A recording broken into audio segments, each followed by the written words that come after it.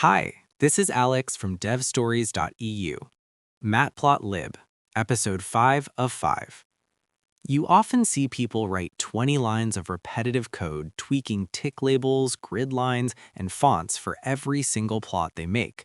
A single command can apply all those changes instantly across an entire project. This episode covers power user workflows, styles, and rcParams.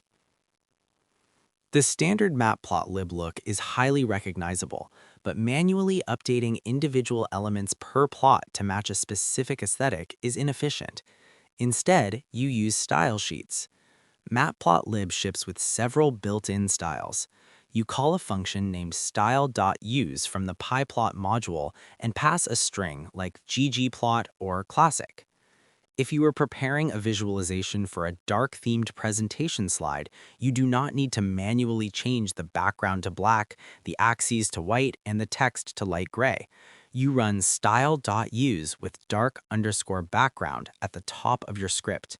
Every figure generated after that line instantly inherits that specific look. You can even combine style sheets. If you pass a list of style names, Matplotlib applies them in order from left to right. The styles listed on the right will overwrite overlapping settings from the styles on the left. Here is the key insight.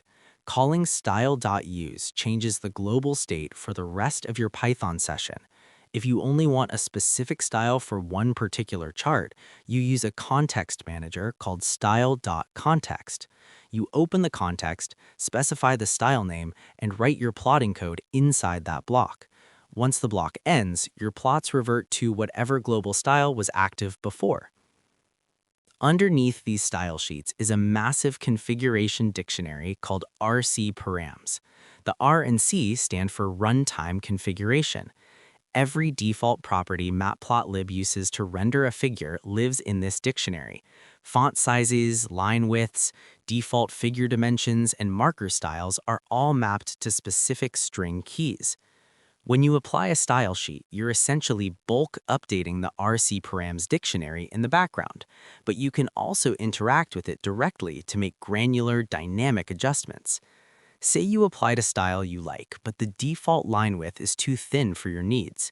You access the rcParams dictionary, specify the key for lines.linewidth, and assign it a new numerical value. From that point on, every line drawn in your session defaults to that thicker width. Matplotlib also provides a convenience function called rc to handle this.